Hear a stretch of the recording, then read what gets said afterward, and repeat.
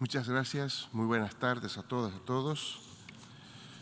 Quiero saludar al hermano presidente de la Asamblea General de las Naciones Unidas, Saba Korosi, al hermano secretario general, Antonio Guterres, a las hermanas, hermanos, jefes de Estado y de Gobierno, ministros de Relaciones Exteriores y delegados presentes. En primer lugar, hermano Saba Korosi, permítame saludar su elección como presidente de la Asamblea General de las Naciones Unidas y expresarle, a nombre del Estado Plurinacional de Bolivia, nuestro compromiso con la gestión que lleva adelante en beneficio de la comunidad internacional. Que este 77 periodo de sesiones permita continuar fortaleciendo el multilateralismo para enfrentar de manera más efectiva las nuevas y viejas amenazas que acechan a la humanidad.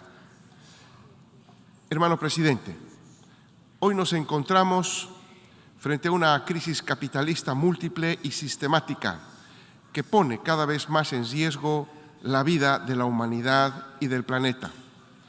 No cabe duda que los desafíos a los que nos enfrentamos son cada vez más complejos. Si pretendemos un futuro mejor para las actuales y futuras generaciones, debemos no solo reflexionar sobre las crisis económicas, social, alimentaria, climática, energética, hídrica y comercial, sino identificar con claridad el origen para cambiar un sistema que reproduce la dominación, explotación y exclusión de las grandes mayorías, que genera concentración de riqueza en pocas manos y que prioriza la producción y reproducción del capital antes que la producción y la reproducción de la vida.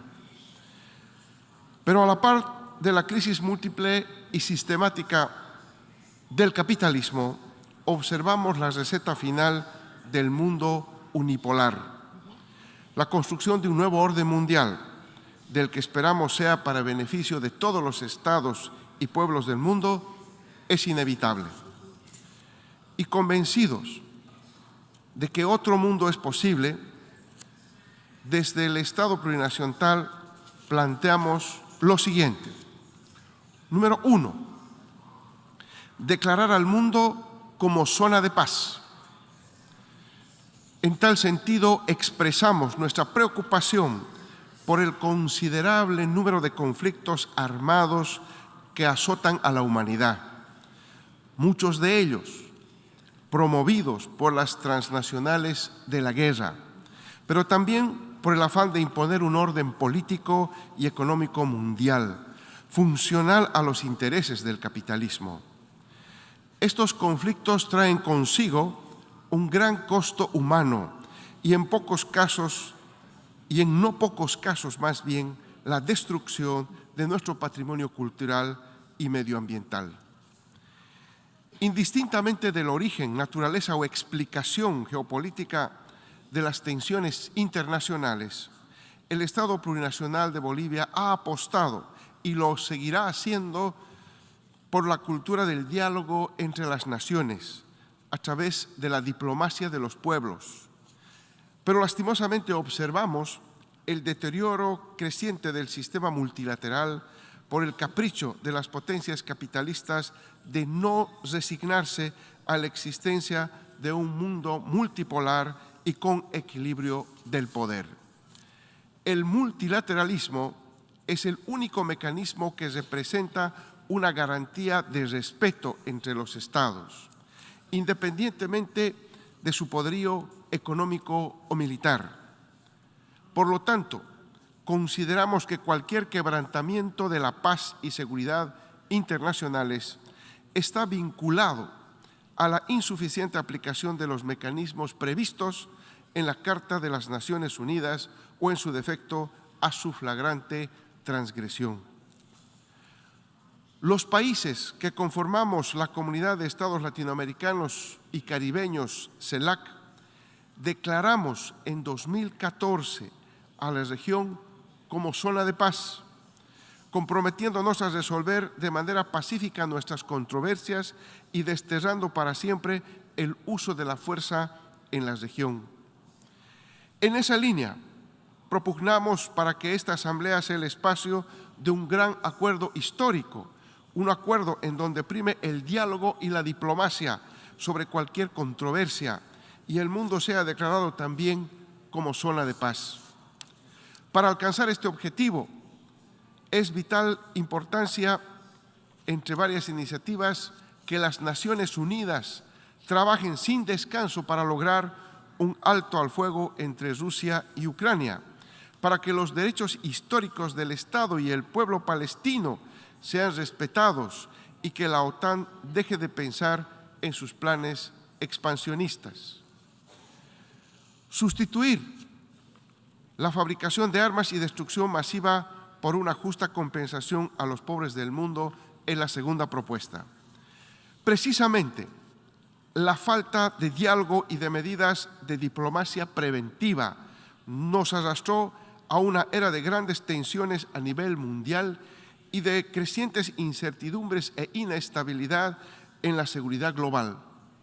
Vivimos tiempos en que la concentración de un gran número de armas de destrucción masiva en un pequeño grupo de países, mismos que al negarse a eliminarlas, priorizando sus intereses geopolíticos, hacen peligrar la paz y la seguridad de nuestro planeta.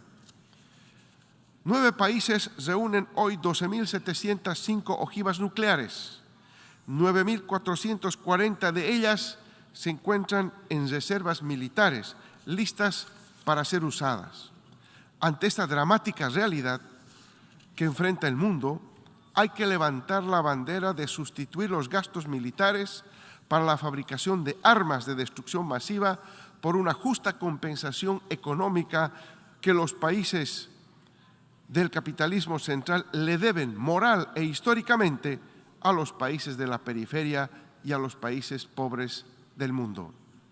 Tercero, contra la mercantilización de la salud, sistemas universales de salud. En los últimos 2 años, nuestros pueblos tuvieron que enfrentar no solo incertidumbre producto de conflictos, sino también enfrentamos una grave crisis sanitaria derivada del COVID-19, la cual expuso las vulnerabilidades y desigualdades de los sistemas de salud en todo el mundo, así como el sistema financiero y la economía mundial.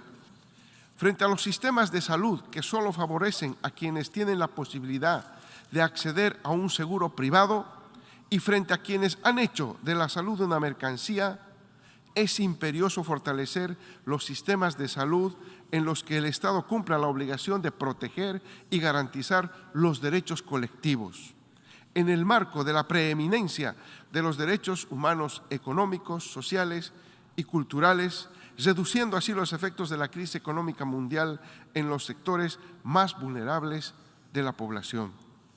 Cuarto, programa global de soberanía alimentaria en armonía con la madre tierra. Otra manifestación de la crisis estructural y múltiple del capitalismo es la crisis alimentaria, agravada por los efectos de la pandemia, exacerbada por los conflictos geopolíticos mundiales y las múltiples crisis ecológicas que enfrenta el planeta, situación que no solamente ha afectado el cumplimiento de los objetivos de desarrollo sostenible, sino que también amenaza los derechos más elementales de millones de seres humanos. De acuerdo al informe sobre el estado de la seguridad alimentaria y la nutrición en el mundo 2022, el número de personas que padece hambre en el mundo se ha incrementado dramáticamente en los últimos años. Solo el 2021, un total de 828 millones de personas fueron víctimas de este flagelo, lo que representa el 9,8% de la población mundial.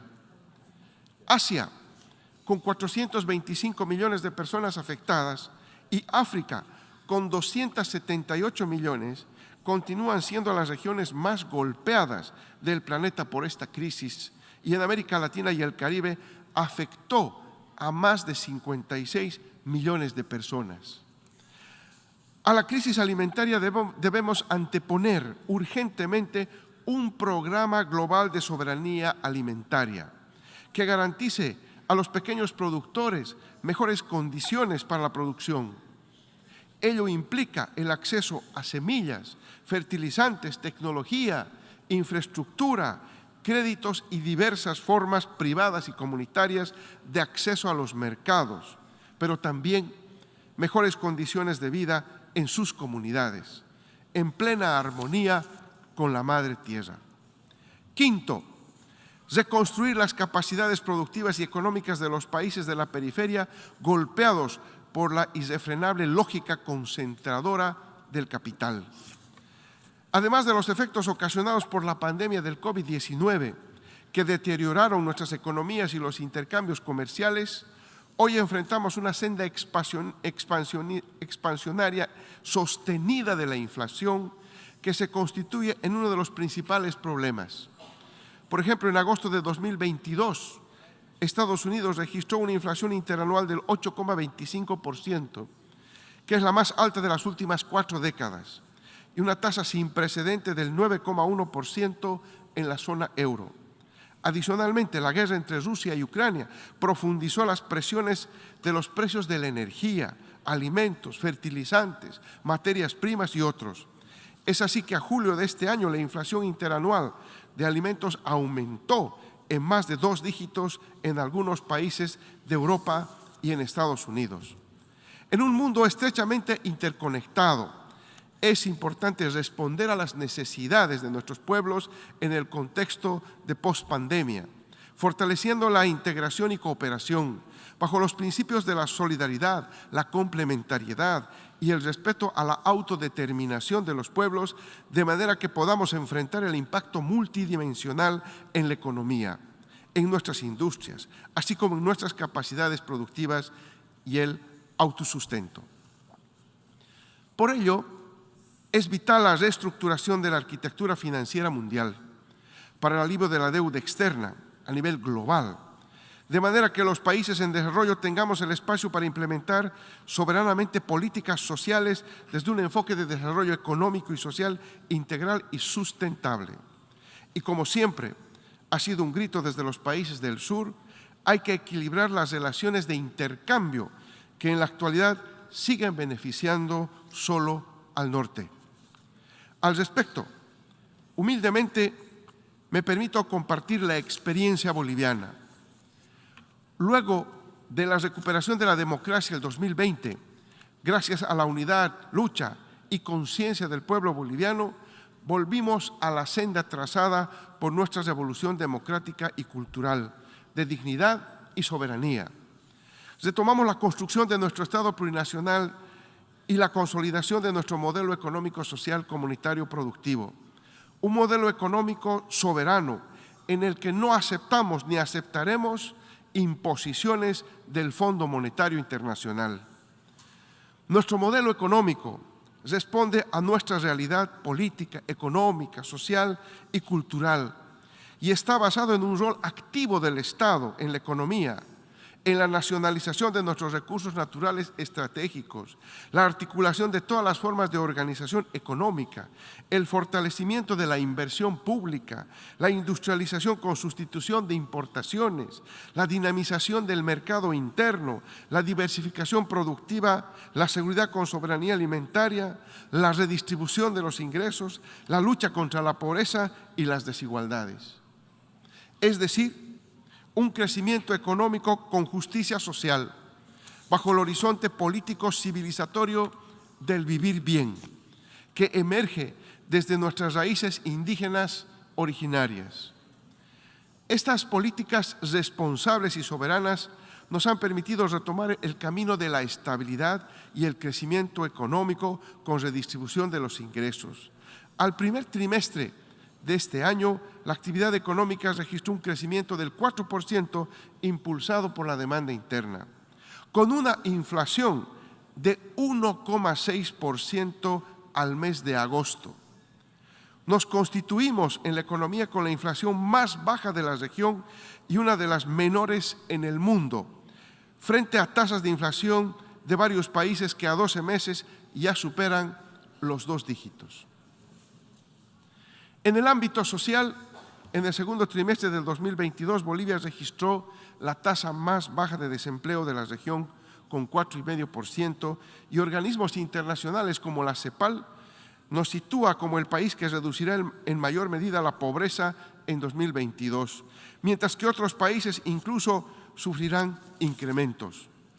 Sin embargo, como muchos otros países de la periferia, todavía hacemos grandes esfuerzos para resolver los problemas relacionados a la crisis multidimensional y sistemática que nos afecta y que ocasiona que la recuperación se haga cada vez más difícil.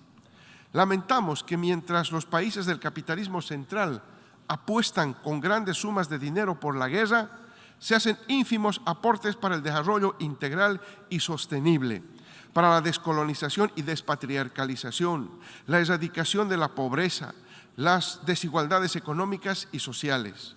Un ejemplo de ello es que en los últimos meses se ha dedicado 20 veces más recursos financieros al conflicto en Europa del Este que lo comprometido al Fondo Verde del Clima en una década.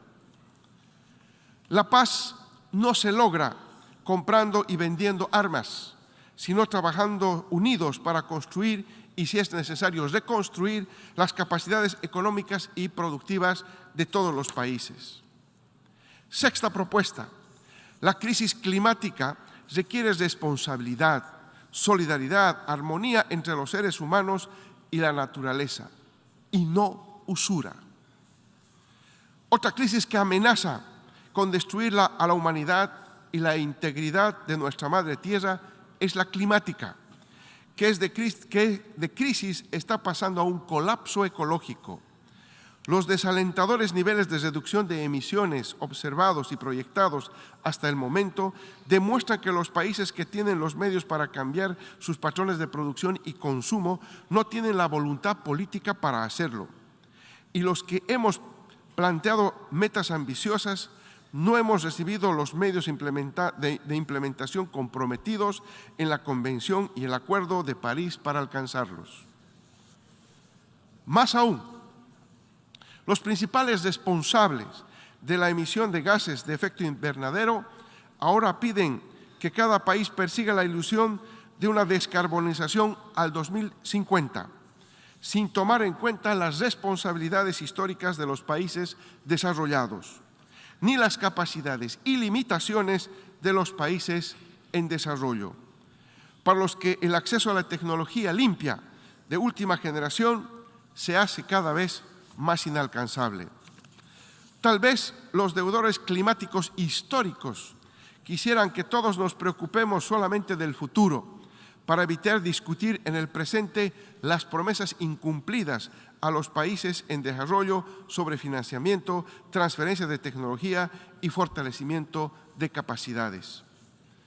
Recientemente, las inundaciones en Pakistán, a cuyo pueblo queremos expresar nuestra solidaridad, sirven como el ejemplo más elocuente y tangible del alto costo humano y material de las pérdidas y daños reales causados por siglos de mal desarrollo capitalista. Hoy más que nunca queda clara la necesidad de un mecanismo financiero específico, fundamentado en la solidaridad y no en la usura, para afrontar las pérdidas y daños ocasionados por la crisis climática en los países de alto desarrollo de sus fuerzas productivas. Estamos convencidos de que en un futuro bajo emisiones y resiliente al clima no es posible si seguimos concentrando la riqueza y los ingresos en pocas manos. Por lo tanto, para revertir la crisis climática, necesitamos resolver las contradicciones económicas, sociales y políticas ocasionadas por el modelo capitalista, así como también las que existen entre los seres humanos y la naturaleza. Séptima proposición, la industrialización del litio para beneficio de los pueblos y pilar fundamental para la transición energética. Ahora quisiera referirme a un recurso natural estratégico. Nuestro país posee las mayores reservas de litio en el mundo y asumimos esto con mucha responsabilidad, especialmente al momento de implementar acciones para su industrialización, garantizando que su utilización sirva para el beneficio de la humanidad como el pilar fundamental de la transición justa global a un futuro bajo en emisiones y respetando a la madre tierra. Queremos que nuestras reservas de litio no sigan el camino de otros recursos naturales que, en las condiciones del colonialismo y el desarrollo capitalista, solo sirvieron para aumentar la riqueza de unos cuantos y provocar el hambre de los pueblos. En este sentido, ratificamos la soberanía sobre nuestros recursos naturales como el litio, su industrialización, el beneficio orientado hacia el beneficio de los pueblos, no de transnacionales ni de un pequeño grupo privilegiado, y la apropiación soberana del excedente económico para ser redistribuido especialmente entre la población de menores ingresos. Asimismo, rechazamos todo tipo de injerencias y afanes de desestabilización de la democracia en nuestro país con el afán de controlar el litio. Según lo manifestado por la comandante del Comando Sur de Estados Unidos hace un par de meses, el llamado Triángulo de Litio, ubicado en América del Sur, conformado por Bolivia, Argentina y Chile, se encuentra en la mira de los Estados Unidos. Naciones Unidas debe tomar medidas contra todos aquellos países que no respeten la soberanía y la no injerencia y que enfrentan a los pueblos por el control de los recursos naturales estratégicos. No somos fichas de tableros de ajedrez, somos pueblos que trabajan día a día para salir adelante y tenemos todo el derecho de decidir sobre nuestros recursos naturales. Octava proposición, de la nacionalización a la regionalización de la lucha contra el narcotráfico. Hay que cambiar el enfoque en el abordaje de la lucha contra el narcotráfico. Seguir haciendo énfasis en la oferta y no en la demanda solo ha servido como pretexto para la militarización y para el despliegue de la guerra internacional contra las drogas. Esto ha afectado a los campesinos del sur y deja en absoluta impunidad a los grandes grupos criminales nunca identificados públicamente en los países cuya población consumen masivamente la droga. La guerra internacional contra las drogas criminaliza y genera sanciones unilaterales contra países del sur, pero blinda el lavado de activos, facilita el tráfico de drogas y otros delitos conexos en los países del norte. Eso ya no puede seguir así. Con un balance positivo en la lucha contra el narcotráfico, Bolivia defiende su modelo y por eso asumimos que es el momento de trabajar juntos con Perú y Colombia y con otros países afectados por el tránsito de drogas, en la regionalización de la lucha contra el narcotráfico bajo un enfoque integral que sea menos militarizado y más económicamente social. Luego, debemos trabajar desde Naciones Unidas un mecanismo para evaluar sus resultados no solo a los países del sur, sino a los del norte, del que uno de sus integrantes certifica unilateralmente el combate a las drogas. Noveno, fortalecer los mecanismos internacionales para un trato preferencial para los países sin litoral. Me permito llamar su atención sobre el derecho del mar, que es uno de los grandes temas actuales de las relaciones jurídicas internacionales, ya que todos los estados mediterráneos o enclaustrados enfrentamos graves dificultades en su acceso al mar y el aprovechamiento de sus recursos, tomando en cuenta que los espacios marinos se constituyen en zonas de gran potencialidad para el desarrollo de los países, en especial en los países en desarrollo. Todos los países tenemos el derecho a acceder y utilizar el espacio oceánico y los recursos marítimos tal y como lo señala la misma Convención sobre el Derecho del Mar. Debemos asegurar la distribución justa de derechos y responsabilidades respecto a la riqueza marina, ya que juega un papel decisivo para el futuro de los pueblos del mundo. El mar es un derecho de los pueblos, por lo tanto nadie debe estar privado de su disfrute y aprovechamiento para su desarrollo. Asimismo, guiados por la equidad, la no discriminación, la solidaridad internacional, la justicia social como principios para corregir los desequilibrios y las injusticias globales, consideramos importante fortalecer los mecanismos internacionales para un trato preferencial a los estados que se encuentran privados de no tener costa al mar y, por lo tanto, una grave desventaja geográfica en el aprovechamiento de los recursos marinos. Está demostrado que los países sin litoral somos doblemente afectados. Tenemos costos más altos en las importaciones de productos y nuestro desarrollo se ve obstaculizado. A este respecto, debemos recordar a la comunidad internacional que mi país, Bolivia, nació con mar. Sin embargo, en la actualidad es un país enclaustrado, obligado por las circunstancias del pasado a enfrentar múltiples barreras para el transporte, comunicación y comercio. Esperamos que más temprano que tarde el diálogo y la diplomacia puedan triunfar para reparar las injusticias de una guerra impulsada por intereses capitalistas y construir así un mejor futuro entre pueblos hermanos. 10ª propuesta, ampliar nuestra visión restringida de derechos humanos y democracia. No nos cabe duda de que la democracia y los derechos humanos son dos hermanas inseparables. El Estado plurinacional de Bolivia ha experimentado en carne propia que cuando se quebranta la democracia, también se desmoronan las bases para el ejercicio de los derechos humanos. Por ello, expresamos nuestro más firme compromiso a las decisiones y acciones que asume la organización en defensa de los sectores más vulnerables de nuestra sociedad. Bolivia ha decidido reconstruir su institucionalidad, incorporando el carácter plurinacional del Estado, lo cual implica que los 36 pueblos indígenas son parte constitutiva de nuestro Estado. Un pueblo que está orgulloso de su identidad diversa puede construir desde las bases de la interculturalidad un mejor país. Eso lo sabemos las bolivianas y los bolivianos. En un análisis histórico, esto ha ocurrido en muy poco tiempo y nuestro desafío es que esta transformación continúe en dirección a alcanzar el vivir bien de todos y todas. Necesitamos ampliar nuestro criterio de derechos humanos y su relación con la democracia.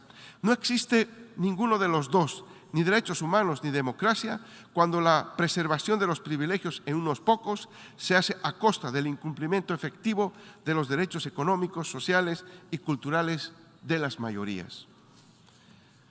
11ª propuesta, solidaridad intergeneracional.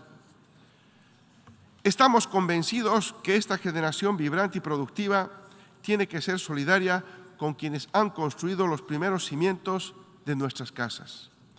No se puede asegurar la equidad con las futuras generaciones si no consolidamos la equidad entre las generaciones presentes. Nos preocupa el énfasis sin equilibrio que existe en la esfera multilateral en torno a las generaciones futuras, sin tener en cuenta todo el trabajo que han hecho las personas adultas mayores en nuestros países. Nos preocupa que a la fecha no existe un tratado universal que los proteja. Esperamos que esta reflexión se realice de manera profunda en esta Casa Universal. 12ª propuesta, declarar el decenio de la despatriarcalización para luchar contra toda forma de violencia hacia las mujeres y niñas. De la misma manera, quiero llamar a la atención sobre algo que nos llama y nos alarma a nivel global: la persistencia de la violencia contra las mujeres y niñas, y en particular las mujeres y las niñas indígenas y en situación de pobreza. La pandemia y las crisis estructurales del capitalismo están deteriorando las condiciones de vida, especialmente de las mujeres del campo y de las ciudades. Ellas siguen enfrentando formas complejas e interseccionales de violencia. Como señala ONU Mujeres y el Departamento de Asuntos Económicos y Sociales de las Naciones Unidas, haciendo un balance anual de las 9 metas que comprenden el Objetivo de Desarrollo Sostenible 5 en su informe acerca del panorama de género, durante mucho tiempo, abro comillas, durante mucho tiempo, la discriminación por razones de género ha relegado a las mujeres y a las niñas a una situación de subordinación con respecto a los hombres en el trabajo, la política y el hogar. Y al ritmo del cambio actual, el informe estima que nos faltan 21 años para alcanzar leyes universales que prohíban la violencia contra las mujeres y unos exorbitantes 286 años para alcanzar la igualdad de género en los marcos jurídicos. Cierro comillas. El informe señala también un retroceso preocupante en la reducción de la pobreza y las probabilidades de que los aumentos de los precios agraven esta tendencia. Para fines del año 2022, alrededor de 383 millones de mujeres y niñas vivirán en la pobreza extrema. En la mayor parte del mundo, muchas otras tendrán ingresos insuficientes para satisfacer necesidades básicas, como las necesidades de alimentación, vestimenta y una vivienda adecuada. En nuestro Estado plurinacional de Bolivia, hemos declarado el año 2022 como el año de la revolución cultural para la despatriarcalización, por una vida libre de violencia contra las mujeres. Y estamos impulsando políticas orientadas no solo a fortalecer marcos normativos, sino a atacar las causas estructurales de la violencia, desde la educación, el fortalecimiento de la autonomía económica de las mujeres y también a través de procesos culturales para transformar esta lamentable realidad, originada por el patriarcado como el sistema más antiguo de opresión y que se retroalimenta con el colonialismo y el capitalismo. Proponemos que desde esta Asamblea General se declare el decenio de la despatriarcalización, y hablamos de despatriarcalización porque urge un proceso profundo de transformaciones políticas, económicas, sociales y culturales desde una perspectiva comunitaria, orientada hacia la construcción de relaciones recíprocas por una vida libre de toda forma de exclusión, dominación, explotación, discriminación y violencia para toda la humanidad y nuestra madre tierra. 13º, rechazar las sanciones unilaterales. Es inconcebible en un mundo golpeado por la crisis y la pandemia que aún se apliquen medidas coercitivas unilaterales con el objeto de doblegar gobiernos a costa del hambre y sufrimiento de sus pueblos. En la actual coyuntura mundial, ningún país debería ser perseguido, sancionado o acorralado por ejercer su derecho a determinar libremente sus propios sistemas políticos, económicos y sociales. Una muestra de la unilateralidad con la que se actúa algunos países es la incorporación de Bolivia en una lista de los denominados principales países de tránsito de droga o productores de drogas ilícitas.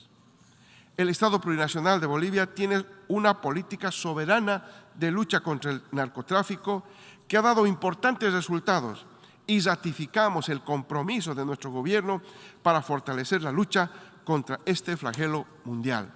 Sin embargo, queda claro que la guerra contra las drogas, principalmente aquella desatada por Estados Unidos, ha fracasado y por tanto existe una imperiosa necesidad de que este país efectúe un análisis profundo sobre el cambio de su política, en atención a que se ha convertido en uno de los principales países consumidores, lo que ha derivado en la gestión anterior en la lamentable muerte de más de 100.000 personas por sobredosis y adición a las drogas dentro de su territorio. Otra muestra clara de la aplicación de medidas unilaterales es el inhumano y criminal bloqueo comercial y financiero contra Cuba, que pone en riesgo la vida de millones de ciudadanas y ciudadanos. Es un crimen contra la humanidad mantener ese tipo de medidas y de paso incorporar a este país a la lista de los países patrocinadores del terrorismo, pero al mismo tiempo un lamentable ejemplo que deberíamos hacer reflexionar de cómo las decisiones mayoritariamente tomadas cada año en esta Asamblea son incumplidas por determinados países. Finalmente, señor presidente, la última propuesta, 14ª, garantizar la plena vigencia de la Carta de las Naciones Unidas y el principio del multilateralismo. Si somos capaces de superar los grandes problemas que tenemos como comunidad internacional, llevaremos a nuestros pueblos a una catástrofe de grandes dimensiones. Hoy más que nunca tenemos la responsabilidad de mostrar la efectividad de la Carta de las Naciones Unidas y del derecho internacional y sus instituciones. La crisis multidireccional por la que atraviesa el planeta como resultado de la ambición capitalista, lejos de superarse, se agudizará si no se toman medidas urgentes. Solo a través de un multilateralismo fortalecido podremos alcanzar un mayor diálogo y cooperación en la búsqueda de soluciones a esa crisis. Revitalizar genuinamente el multilateralismo nos permitirá restablecer la vigencia del derecho internacional y la preservación de la paz con justicia social, así como reconfigurar el frágil orden internacional para volverlo plural y sólido. El Estado Plurinacional de Bolivia, a partir de la experiencia construida desde 2006 con nuestra revolución democrática y cultural, apuesta con optimismo a superar la actual polarización de la arquitectura mundial, superar el orden capitalista que nos ha metido en una carrera vertiginosa, peligrosa e ilimitada de consumismo que pone en riesgo a la humanidad y el planeta. Y más bien construir un mundo más justo, inclusivo, equitativo para todas y todos, bajo los principios del vivir bien y la diplomacia de los pueblos. Muchas gracias.